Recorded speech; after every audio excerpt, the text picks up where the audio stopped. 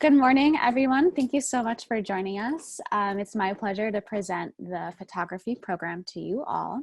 All of our lessons are kind of hybrid where we include didactic tools to really have an interactive component that really drives home the lessons that we will be teaching and connecting back to our state curriculum. So that being said, I'm going to start sharing my screen and we can talk a little bit about photography. So this is a view of the maker space back at the museum. This program is branded as a maker program, which has a different ethos than some of our other art programs. This style is more focused on the process and really encouraging students to experiment and try different techniques throughout their artistic journey. So we're going to be focusing on experimenting with photography today. So all of our lessons have objectives and they connect back to our wonderful and rich collection. So today we're going to be encouraged to think like an artist. We're going to be learning art terminology and putting those words into actual practice. And we're going to be exposed to some diverse viewpoints. And I am going to encourage you to think differently about the world around you. And here is a sampling of some state standards that we like to connect to. We're really rooted in education. The museum was founded on education and it's something that we're really passionate about. So for today, I hope I have some burgeoning photographers in our midst, and my panelists, I encourage you to also participate. So we are going to be using some basic supplies, and if you don't have any of the supplies on the screen, that's totally okay too. The beauty about art is that you can make it out of anything. So if you have some scrap paper around you and you want to grab some, you can grab some paper, some scissors, some tape, and then of course, a camera, whether it be a tablet, grab a grown-up's phone, grab your phone, grown-ups, you can make art too. A point and shoot, whatever you have available. So we're going to be talking today about consequences. Think for a second about what you think a consequence is. I want you to type into the chat. Do you think a consequence is a good thing? Is it a bad thing? Is it neutral? What is it? What does it mean? So I'll just wait a second to see if we have any chats coming in. Okay, it can be a good thing. It can be both. Interesting. Thanks for sharing those answers. So a consequence is the result or effect of an action. And it doesn't necessarily have to be a bad thing. I think oftentimes when we get in trouble, we think it's a bad thing. If I were to draw on the wall behind me, I might get grounded, and that grounding is the consequence. But sometimes consequences can be a good thing. And I think that art is literally a consequence, right? If our artists like Jackson Pollock were to take paint and kind of whip it around and fling it off the brush and then it rains down, however the paint lands and splatters is a consequence of those actions of flinging, and it's a piece of art, right? So we're going to be thinking today about how our actions and how our body movements impact and result in artwork. So we're going to be doing that with a fun little challenge. We're going to be doing it by spinning a wheel, kind of like the Wheel of Fortune or Price is Right, and it's going to give us a prompt. It's going to give us a prompt to take a certain type of photo. And I'm going to explain what it means by that, give you an example, and then I'm going to encourage you for about 40 seconds to get up, run, and try and take the photo. Do you guys think you have it? Our panelists look geared and ready to go. I'm excited to see what we have.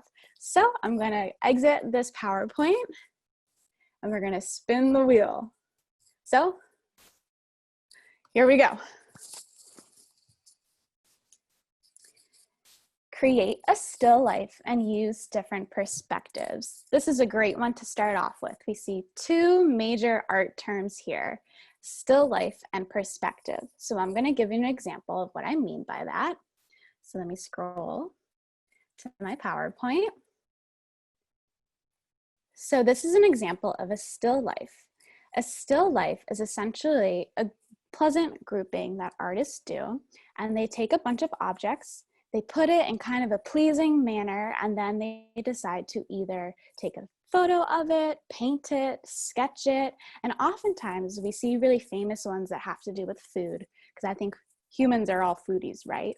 So I encourage you for the next 60 seconds, look around your room, try and take some cool materials, put them in a pleasing placement, and take a picture of them using different perspectives. So what I mean by that is stand at different locations and see how your viewpoint of that object changes depending on where you stand. Okay, I've got 60 seconds on the clock. Go. So for my parents, we are a little bit more interactive during the actual lessons than we are today, just because this is more of an open house webinar format. So in the actual classes, we'll be able to see your students, your children, and really interact with them and kind of allow them to show their artwork and have a conversation about some of the things that they incorporate into their work. So I'm going to have some of my panelists give examples of that. All right, Kirsten, this was mine. Wow, thank you. So we have some fruit there. You placed it in a nice, pleasing manner. And did you take different angles of that? Yeah. Wow, and what happened depending on where you stood? Like, how did the photo come out? So I like to get really close. So some of the details, it was more detail, and you couldn't really recognize the fruit if you were totally up close. That's great. Thank you for sharing. And I see too that depending on your angle, the shadows changed from where the light was coming. So those bananas had some cool like ripple effects the way they were stacked. Thanks for sharing. That's great. All right, let's do another challenge. Let's see what you guys can come up with. Let's see. Take an overhead picture. Okay, this one's pretty great. Again, dealing with perspective and how depending on where we stand really changes our relationship and the way we view work. So here's an example. So I want you to take a picture of an aerial view. So you're going to hold your camera up in the sky and you're going to take a picture of something below. Let's give you 30 seconds for this one. Ready, set, go.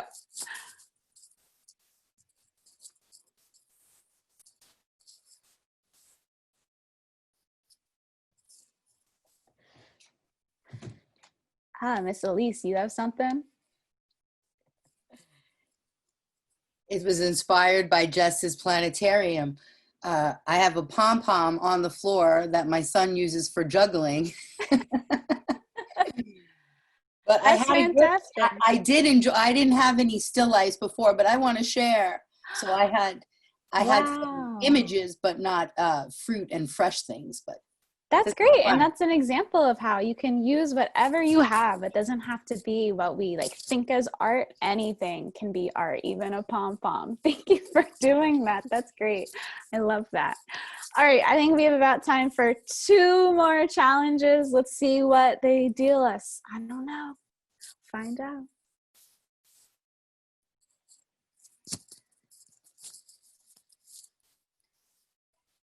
Take a picture of something off-centered. Now you're probably wondering, what the heck does that mean?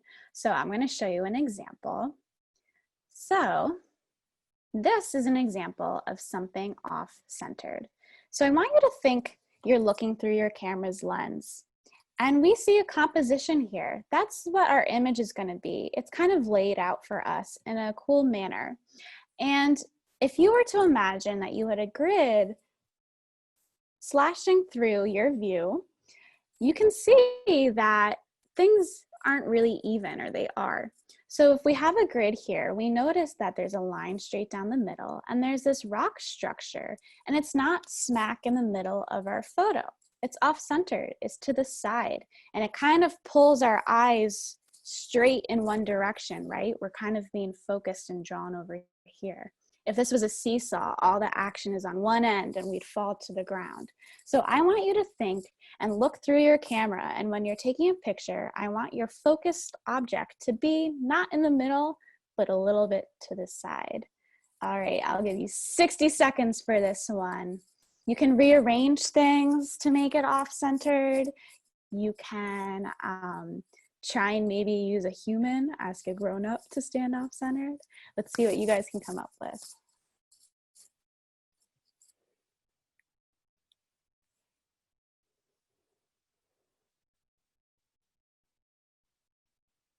All right, it looks like Sarah's cooking up something.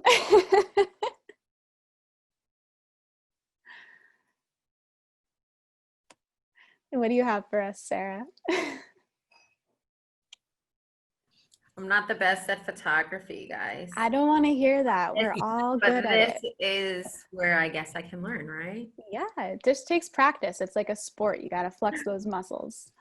So I just have to go with what I have right now. So I just took a picture of the doorway, which is off center. Perfect. It is off-centered. That's fantastic. Thank you. I cheated. I used one that I did yesterday. It But still counts. Yeah, but I made it black and white this time just to make it fun. Ooh, artsy. So as you can see, two great examples of different views, and they still are implementing similar artistic concepts, right? Okay, we have about time for one last one. I love this. I could do this all day. So we are going to do one last challenge. Spin this wheel. I feel like Vanna White. Aha, mirror selfie. This one kind of self-explanatory, but I would like you to run to a mirror, and I want to take you to take a picture of your reflection in the mirror. This one's a good one. So we have a famous example. If anyone recognizes this man, you can type it in the chat. Oh, at least you didn't have to even get up to take yours. No. That's great. Wow, it's like Inception. And it has all of us in it too, so that's cool. Really great. Thank you so much for sharing. Oh, I'm going to stop sharing my screen now. Oh, Sarah, that was nice. So, like you guys can see, this is a really fun way to kind of sneakily add in some viewpoints, some artistic viewpoints. And this is something that we like to do. We like to reinforce our lessons by actually putting these processes to work. And as you continue on through your day, I just encourage you to think like an artist. Think about how you're taking the world in and how your perspective would change if you did something as little as move 5 steps to the side, or if you were a different person, okay? So thanks so much for joining, and I'm gonna pass it back on to Miss Sarah.